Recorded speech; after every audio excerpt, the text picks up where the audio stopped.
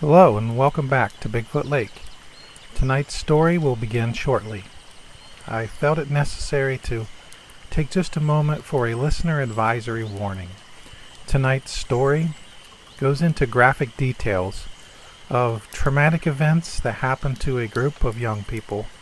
I just didn't want you to be unprepared for some of those details. With that being said, let's dive in to tonight's mystery. In 1959, a group of 10 Russian hikers embarked on a 190-mile journey across the northern Ural Mountains. This group was led by 23-year-old Igor Dyatlov. Upon completion of this trek, the entire group would be upgraded from Grade 2 hiker status to Grade 3. This was the highest level possible at that time. This would have made them the best of the best. The route was commissioned in advance by the Sverdlovsk Committee, as were each of the 10 hikers. The goal was to reach Otorten. It is a mountain less than 10 miles north of the pass the group would be using on their journey. The route was undertaken in February, the most difficult time of year to make the attempt. This officially qualified the route as a Grade 3 difficulty. On January 23rd of 1959, the group of 10 were issued their route book, and they set out upon their journey, traveling by train and finally by truck. The group arrived at the last inhabited village to the north. Here, they would spend the night purchasing supplies and preparing for the next day. They were all so excited for their journey. On January 27th, they began their trek towards the mountain Otorten. It didn't take long, the next day actually, on January 28th, that one of the group members, Yuri Yudin, turned back due to health issues. The remaining 9 continued onward. The journey had been well documented up to this point, as diary entries were made and photographs had been taken regularly. This documentation is what helped researchers track the group's route progress leading up to the incident. On January 31st, the group arrived at a highland area, and they began to prepare for a climb. They stashed surplus food and equipment in the wooded area, as these would be needed for the trip back home. The next day, the group started working their way through the pass. Their goal was to get over the pass and make camp on the other side that next night. Weather conditions got worse, and a severe snowstorm moved in, which greatly decreased visibility. The hikers lost their sense of direction and deviated off course to the west, to another mountain named Kholat Syakhi. This mountain was known to the local Mansi tribe as Dead Mountain, as the area was home to no wildlife.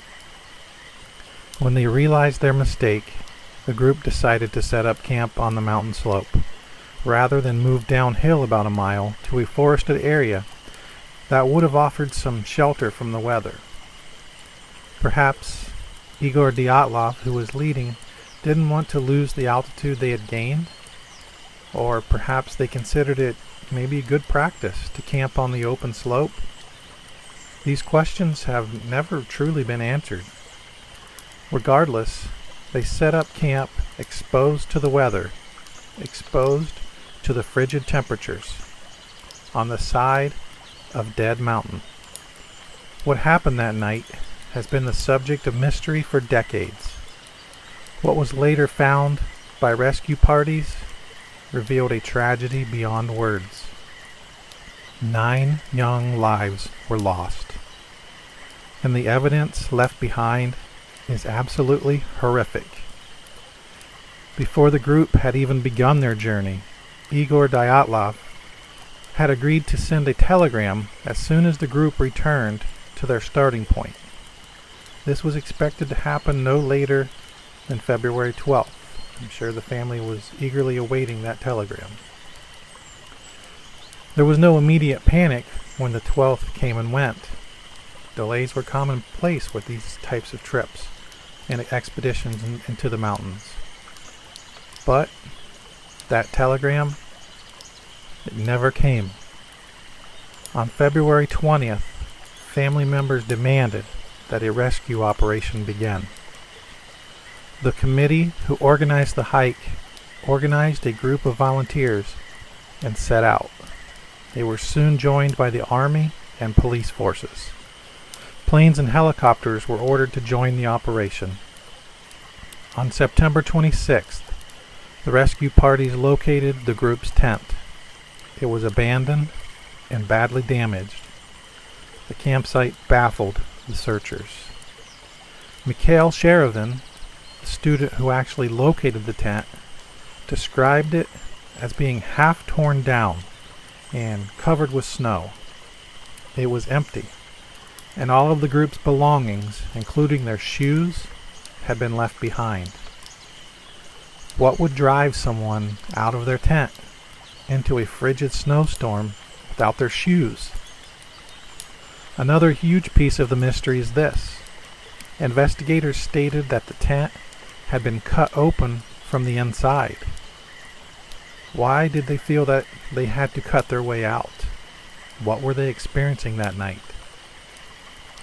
9 sets of footprints, left by people wearing only socks, a single shoe, or even barefoot, were found, leading down to the edge of a tree line. At the edge of those trees, under a large pine, searchers found what was left of a small fire. That's where they discovered the first 2 bodies.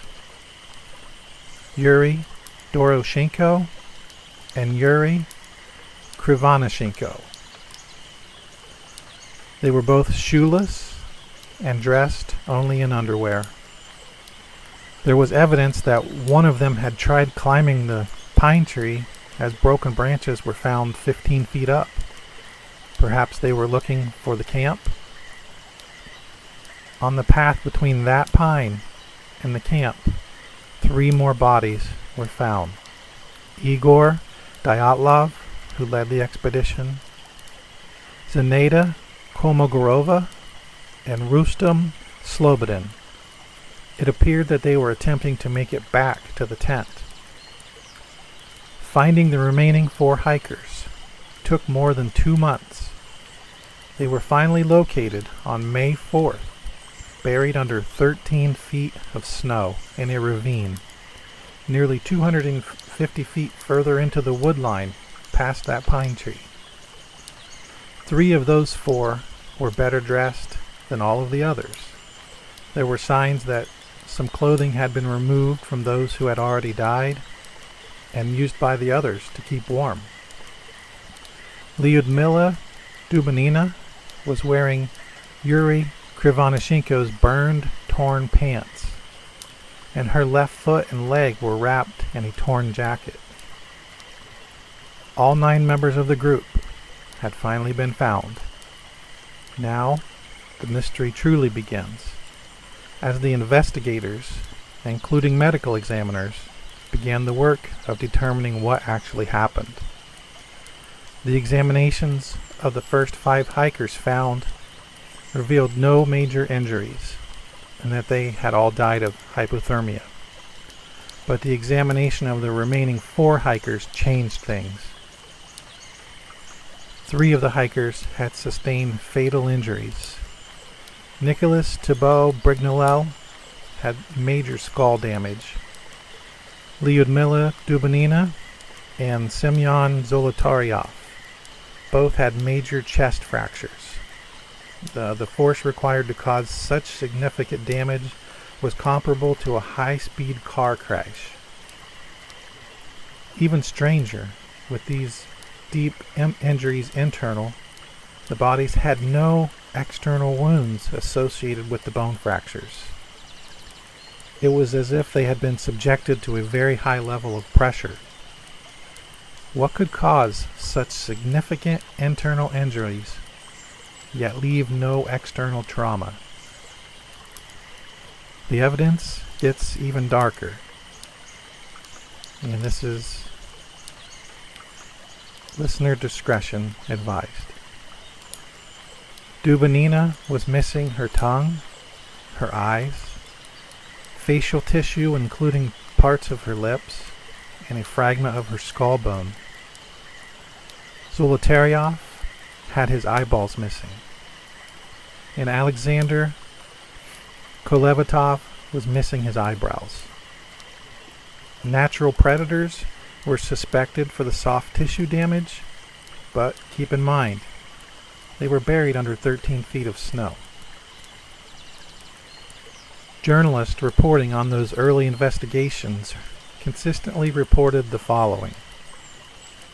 6 of the group members died of hypothermia. 3 died of fatal injuries. There were no indications other people were in the area. The tent had been ripped open from the inside. The victims died 6 to 8 hours after their last meal. Evidence showed that all 9 left the campsite of their own accord on foot. Some levels of radiation were found on clothing and in the area. The fatal injuries could not have been caused by human beings. The force was simply too strong. And lastly, there were no survivors. The official conclusion in 1959 was that the group members had died because of a compelling natural force. And since there wasn't a guilty party, the files were sent to a secret archive. It stayed that way until 1997, when it was revealed that the negatives from one of the cameras were kept in a private archive of one of the investigators. That film was donated to the Dyatlov Foundation. The diaries of the hikers became public domain in 2009. Many of this information was now, for the first time, being revealed. In February of 2019, Russian authorities reopened the investigation into the incident. But they were only considering a couple possibilities: an avalanche or high winds. Criminal activity had been discounted. On July 11th, 2020, it was announced that the official cause of death for the Dyatlov group in 1959 was an avalanche. Much contradicting evidence has been presented since that announcement. The location did not have any signs of an avalanche having taken place, and a study of the area revealed the location was entirely unlikely for such an avalanche to have occurred. Also, footprint patterns leading away from the tent did not indicate a group running in panic. Quite the opposite. They indicated individuals walking at a normal pace. So many theories exist to this day as to what happened on that night in 1959. Some of those include military testing in the area using detonations which included radiological weapons. Radiation was indeed detected on some of the clothing. Family members even described the bodies as having orange skin and gray hair. Is this testing a possibility? Another theory is that the Mansi tribe, the local indigenous tribe, attacked the group for hiking on their land. Yet there isn't any real proof of this happening, as there were no signs of anybody else being there. It's even been theorized that extraterrestrial forces could be at play. This would explain the radiation. Also, the Mansi tribe described strange lights in the area. Is this a possibility? Whatever happened, I think it's important to not forget that 9 young lives were taken. This is their story. Let's remember them. They should be the focus of the mystery of the Dyatlov Pass incidents. Thanks for listening to tonight's story, here at Bigfoot Lake. Hope to see you again soon, and have a great night.